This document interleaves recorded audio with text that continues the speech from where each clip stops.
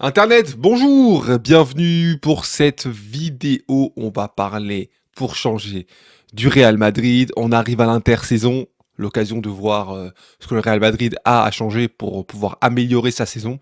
La saison est loin d'être terminée. Le Real Madrid en est à un certain stade.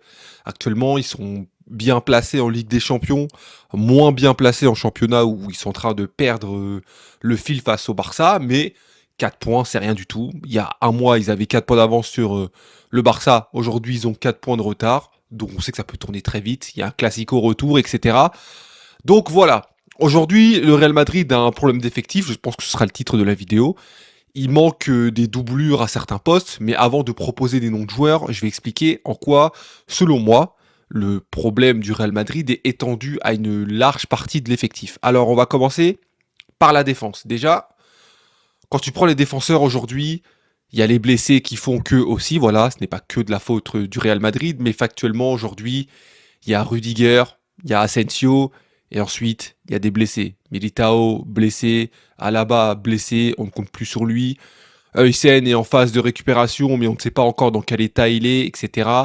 Bref, il n'y a pas assez de joueurs. Normalement, dans une équipe, tous les postes doivent être doublés. Aujourd'hui, au Real Madrid, déjà la défense centrale, c'est pas du tout le cas. Il leur faut un défenseur central. Ensuite, sur les côtés, Carreras a prouvé pour moi dans cette demi-partie de saison qu'il a le niveau pour être un titulaire au Real Madrid. Je dis pas que c'est parfait, mais il a fait plus de bons matchs que de mauvais. Et je pense que c'est quand même l'une des satisfactions. Il a envie, il est plutôt beau offensivement. Défensivement, je trouve que ça va. Donc en vrai, Carreras, moi je trouve que c'est la bonne pioche. Voilà. On va pas dire que des points négatifs sur le Real. Le Real Madrid est parti chercher Carreras. Je trouve que pour l'instant, le rendu est plutôt pas mal pour Carreras. Donc sur ce point-là, c'est une bonne chose. Après, est-ce que la doublure de Carreras est au niveau? C'est une question que je vous pose. Je suis pas convaincu à titre personnel. Franck Garcia n'a pas le niveau pour être même une doublure au Real Madrid. C'est un bon joueur, hein, je dis pas le contraire. Mais ses qualités, elles sont physiques, athlétiques, mais elles ne sont pas techniques. Et dès qu'on est face à un match où il faut être intelligent tactiquement, je trouve que Franck Garcia pêche. Donc ça c'est un problème. Et lorsque à côté de lui on a Mendy dont on ne connaît pas l'état de forme, on ne sait plus pourquoi il se blesse à l'entraînement, etc. Je suis dans l'idée qu'il manque une doublure au Real Madrid. Maintenant, est-ce que le Real Madrid peut se payer le luxe de recruter un défenseur gauche? Je ne sais pas. Ensuite, on a le côté droit. Alors le côté droit, c'est pire que le gauche, parce qu'au moins à gauche, ils ont Carreras. À droite, les deux titulaires sont blessés. Alexander Arnold, blessé. Carvajal, blessé. On ne sait pas lequel des deux va arriver en premier. Est-ce que Carvajal va être installé titulaire alors que vu son âge, vu sa forme, les blessures à répétition, ça semble compliqué de l'installer. Alexander Arnold, il a mal commencé. Ensuite, avant de se reblesser, c'était mieux, notamment d'un point de vue offensif, etc. Maintenant, est-ce qu'on peut miser sa saison sur un joueur qui se blesse aussi souvent? Surtout que là, le Real Madrid va quand même viser tous les trophées possibles sur le papier. Donc, Alexander Arnold, je sais pas. Donc, déjà, pour moi, le premier hic dans cette équipe, c'est que pour moi, Valverde devrait être installé à droite de façon définitive. Valverde, il est encore dans l'esprit de je suis à droite, mais c'est provisoire. Mais actuellement, la façon dont l'équipe du Real Madrid tourne et les blessures, etc., font que aujourd'hui, le Real Madrid a besoin d'aligner la même équipe tout le temps. Parce que parmi les défauts du Real Madrid, il y a le fait que le Real Madrid manque d'automatisme. Et tu peux pas créer des automatismes si tu as des joueurs qui changent de poste tous les matchs. Valverde, il va jouer à droite, après il va revenir au milieu. Ensuite, il y aura des blessures, il va revenir à droite, etc. Mais l'équipe, en fait, au final, elle se retrouve avec un joueur qui est jamais à son poste. C'est pas le seul, mais je prends l'exemple parce que pour moi, c'est l'exemple le plus flagrant. Et pour moi, le Real Madrid devrait être le club, et ça a toujours été ce genre de club, qui dit à un joueur, écoute, tu vas rester là pendant X temps. En l'occurrence, tu vas rester à droite jusqu'à la fin de saison. À la fin de saison, on verra, on fera les ajustements nécessaires. Maintenant, il y a une réalité, Alexander Arnold, il est blessé. Carvajal, pareil, on a besoin de stabilité. Donc, dans l'intérêt de l'équipe, il faut que tu restes à droite. En plus, factuellement, d'un point de vue purement sportif, Valverde est le meilleur joueur des trois, à droite. Donc, Valverde, en tant que capitaine, devrait assumer ses responsabilités et rester à droite. Ce n'est que mon avis, hein. Je sais pas si les gens, de manière générale, notamment les supporters du Real, le partagent, mais je trouve qu'aujourd'hui, en tant que joueur à droite, il apportera plus que s'il va au milieu de terrain. Et ce, même si c'est un bon milieu de terrain, même si Je comprends d'un point de vue humain sa frustration parce que forcément, à la base, t'es un milieu de terrain, on te met à droite et on te demande de rester à droite alors que c'est pas ton poste. Forcément, ça crée une frustration qui s'entend. Malheureusement, il y a une réalité. C'est qu'aujourd'hui, le Real Madrid a des blessés et s'il refuse de jouer à droite ou s'il le fait mais en tirant la tronche, ça ne rend pas service à l'équipe. Donc voilà. Je pense pas qu'ils vont recruter à droite parce que les joueurs vont quand même finir par revenir. Mais s'ils arrivent à dire à Valverde, tu restes à droite, ça fait un titulaire. De la même façon que Carreras à gauche, c'est le titulaire, lui serait titulaire à droite. Et t'as deux joueurs qui, lorsqu'ils vont revenir, sont quand même des joueurs qui peuvent prétendre à minima à une seconde place, voire même à être titulaire de temps en temps sur le côté droit, etc. En attendant de voir ce qui va être fait à la fin de la saison. Donc voilà. Partons de ce postulat-là, c'est-à-dire que Valverde est à droite. T'es le Real Madrid, les milieux de terrain, c'est qui? Tchouaméni, Camavinga, Bellingham, Ceballos et Arda Güler, mais je le compte que comme milieu offensif. Aujourd'hui, il manque un milieu de terrain au Real Madrid. Pour la simple et bonne raison que tu mets Tchouaméni en point de base. Moi, je pars du fait que le Real Madrid doit évoluer en 4 milieux de terrain. Je précise pour le développement de la vidéo. Mais Tchouaméni en point de base. Ensuite, on fait quoi? Camavinga, milieu central gauche, je veux bien. Le problème de Camavinga, c'est qu'aujourd'hui, il se blesse trop souvent. Est-ce que tu peux miser ta saison sur un joueur qui, par définition, va se blesser 3-4 fois dans la saison? Camavinga, c'est tout le temps la même chose. Il vient, il joue, on se rend compte qu'il est bon. On se dit, oh, Camavinga, il développe pas mal de choses. Il est capable de récupérer des ballons, de monter, de se projeter. Bam, il se blesse, faut le remplacer. Et à un moment donné, tu peux pas miser ta saison sur un joueur qui se blesse aussi souvent. Et quand on aime Camavinga, qu'on a dit que Valverde, c'était pas un milieu de terrain dans l'effectif si on le laisse à droite. Chouameni, Ceballos, Bellingham, Arda Güler. Il y a 4 joueurs, il y a 4 postes. Aucun des postes n'est doublé. Chouameni, s'il se blesse, il n'y a personne pour le remplacer. D'un point de vue milieu défensif pur, personne n'a le profil. Camavinga, quand il se blesse, on met Bellingham et en même temps, ça met Arda Güler, etc. Il y a une réalité, c'est que dans un monde parfait, pour le Real Madrid, selon moi, Bellingham devrait jouer sur le terrain plus bas que Arda Güler. Parce que le problème, c'est pas les qualités intrinsèques de Bellingham. Bellingham est capable de faire beaucoup de choses. Le problème, c'est qu'aujourd'hui, Bellingham, il veut jouer devant, ou comme un milieu très offensif. Et donc, à cause de ça, Xabi Alonso adapte son équipe, notamment en mettant Arda Güler plus bas. Mais Arda Güler, c'est pas un milieu relayeur. En tant que milieu relayeur, Arda Güler, pour moi, il n'est pas bon, parce que sans ballon, il n'a pas le niveau de jeu nécessaire pour être à ce poste-là. Déjà de base, et en plus, c'est encore plus vrai dans une équipe comme le Real Madrid. Le jeu sans ballon de Arda Güler, il n'est pas assez bon. Donc ça veut dire que lorsque tu décides de mettre Bellingham devant, tu mets un joueur offensif, mais derrière, t'as Arda Güler qui va pas assurer comme il devrait assurer. Si à côté de lui, tu mets Ceballos, ou alors tu mets un autre joueur, ou Camavinga, etc., t'as des joueurs, en fait, qui vont être portés vers l'offensif, portés vers le jeu, mais lorsqu'il va y avoir des contre-attaques, t'as les défenseurs qui se retrouvent quasiment livrés à eux-mêmes. Il y a eu beaucoup de situations du Real Madrid dans cette demi-saison où, hormis la défense, t'avais Tchouaméni qui était bien placé, les autres ils étaient en retard. Ils revenaient. Arda Güler il revenait, Bellingham il revenait, et je dis pas qu'ils font pas l'effort, hein. Bellingham fait l'effort de revenir. Mais quand tu reviens, c'est que par définition, t'es pas bien placé. Et aujourd'hui, je parle même pas du fait que les postes ne sont pas doublés, parce qu'au Real Madrid, les postes du milieu de terrain ne sont clairement pas doublés par des joueurs du tiers du calibre des titulaires.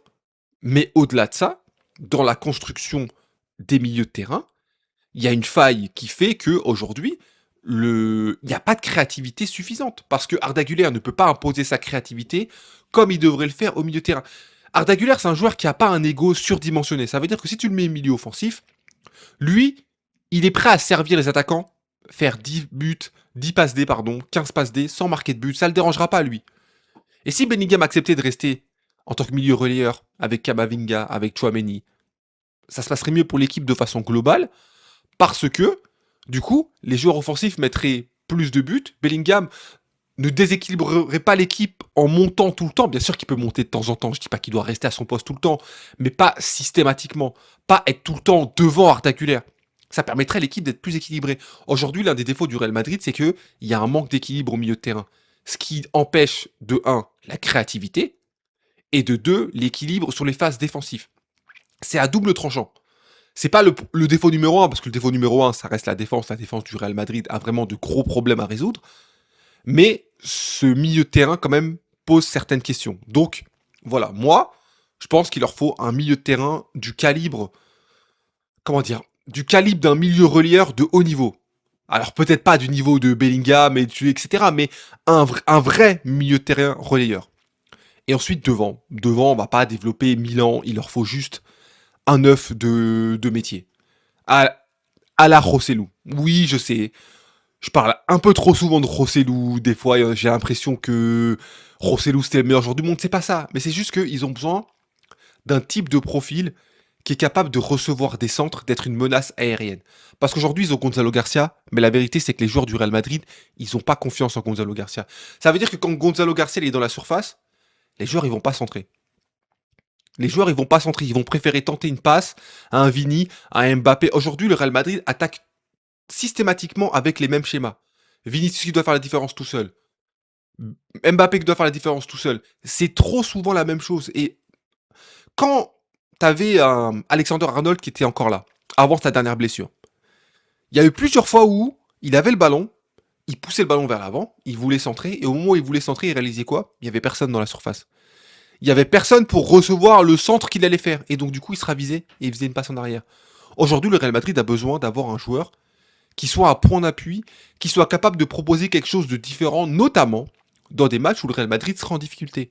Dans des matchs où ce sera serré, où il faudra proposer autre chose. Parce que les Mbappé, les Vinicius, s'ils ont un œuf de métier devant, qui est capable de garder des ballons, qui va prendre les centraux parce qu'il va les obliger à être sur lui, eux-mêmes, ça va leur libérer des espaces. Et même pour Xabi Alonso, c'est bien d'avoir un joueur qui te propose d'autres solutions. Il y a trop de joueurs qui se ressemblent aujourd'hui. Rodrigo, Vini, Mbappé, c'est pas les mêmes profils exactement, mais il y a quand même des similarités dans la volonté de trouver des espaces réduits, des dribbles, d'être petit, de vouloir faire la différence par un aspect de percussion, mais ça manque d'un joueur qui va jouer les duels aériens, va rester dans la surface, va peser sur la défense. Il manque ce type de joueur au Real Madrid. Donc, maintenant qu'on a dit ça, on propose qui? Défense centrale, moi j'ai THE idée. Thiago Silva. Thiago Silva, pour moi, c'est le joueur que le Real Madrid doit aller recruter. Et vous savez pourquoi? Parce que Thiago Silva ne représente aucun risque pour le Real Madrid. Thiago Silva, il veut juste aller à la Coupe du Monde qui est dans 6 mois. Donc ça veut dire que maintenant, le Real Madrid, ils vont chercher Thiago Silva. Un contrat de 6 mois. Thiago Silva présente l'avantage d'être brésilien, de connaître une bonne partie de l'effectif du Real Madrid. Vinicius, Rodrigo, Militao, etc. Donc l'intégration sera rapide. Le joueur a faim. Il veut faire la Coupe du Monde. C'est un joueur intelligent. Donc c'est quelque chose dont a besoin le Real Madrid d'un point de vue purement tactique. Il n'y a pas de risque, puisque de toute façon, à la fin de la Coupe du Monde, il va sûrement arrêter. C'est une excellente pioche. Combien de joueurs de ce niveau-là, avec cette expérience-là, sont disponibles là, maintenant, pour le Real Madrid? Il n'y en a pas 1 milliard. Thiago Silva est là, il est disponible. Selon toute vraisemblance, il va quitter son club brésilien. Foncez, le Real Madrid, foncez sur un joueur comme ça. C'est un joueur qui peut apporter énormément au Real Madrid dans cette deuxième partie de saison. Vraiment, pour moi, c'est de la bonne pioche. Et ça permettra de doubler les postes. Quand Militao va revenir, tu auras Militao, Thiago Silva, Rudiger, Oysen et Asensio, si tu veux. Les postes sont doublés. Il y a plein de possibilités. Selon les matchs, tu peux t'adapter, varier, etc. Moi, je trouve que c'est vraiment une bonne pioche. Le Real Madrid doit foncer. Après, je reconnais que pour les milieux de terrain, pour les attaquants, j'ai pas un nom précis. En fait, en attaque, Benzema, ça aurait pas été une mauvaise option. Le problème, c'est que tu peux pas ramener Benzema sans ramener le statut qui va avec. Si tu ramènes Rossellou, tu prends le profil, tu prends le style footballistique, mais tu prends pas le background qui va avec. Le problème, c'est que Benzema, il peut pas venir l'air de rien. Si Benzema arrive, c'est la légende. Tu vois, Benzema, c'est la légende du Real Madrid. Ça veut dire que il va forcément y avoir un impact sur les égos du Real Madrid. Et s'il y a bien un truc dont le Real Madrid n'a pas besoin actuellement, c'est d'un ego supplémentaire dans l'équipe. Benzema peut venir et dire moi, je suis là pour aider l'équipe, point.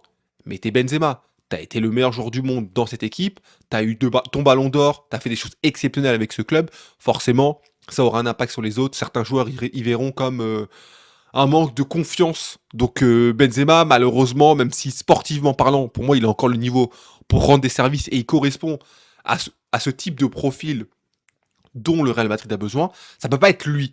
On peut trouver un autre joueur. Un autre joueur, je ne sais pas, un joueur du type Dzeko, etc. Voilà, il faut que le Real Madrid arrive à trouver un joueur comme ça, Après, pour le milieu de terrain, est-ce que tu peux trouver un milieu de terrain relayeur d'un bon niveau là, maintenant? Malheureusement, j'ai peur que le Real Madrid n'arrive pas à atteindre cet objectif. Donc, ce serait un peu surréaliste de penser que sur cet aspect-là, ils vont y arriver. Mais déjà, s'ils prennent un central et qu'ils trouvent un attaquant, pour moi, ils auront résolu une partie de leurs problèmes. Parce que le Real Madrid a besoin de varier ses attaques. Et ils ont besoin aussi de plus de garanties défensives parce que défensivement, le Real Madrid, et je suis désolé du terme, est nul à chier à l'heure actuelle. Le Real Madrid n'a vraiment pas le niveau d'une équipe top européenne d'un point de vue défensif. C'est pas les seuls, hein, parce que le Barça, vidéo qu'on va développer, d'un point de vue défensif, c'est la même chose. Et eux, c'est pas une question de blessure. Eux, c'est vraiment le modèle de jeu qui fait que. Mais le Real Madrid, les blessures associées au niveau de certains joueurs, etc., posent problème. Et aujourd'hui, je pense que le Real Madrid a besoin d'un recrutement digne de ce qu'ils veulent viser. Donc voilà. Est-ce que vous avez des idées de recrutement? Est-ce que vous avez des idées de système? Parce que moi, j'ai proposé un 4-4-2. Pour moi, c'est un 4-4-2 losange, en grande partie, sauf quand, bien sûr, tu mettrais un 9 de position où là, tu mettrais des ailiers. Mais sur le principe, 4-4-2 losange, avec Chouameni, Kamavinga, Bellingham et Arda Güler en milieu offensif. Peut-être que vous avez d'autres options. Dites-moi ce que vous en pensez. J'ai hâte de discuter. Et je vous dis... Salut Internet!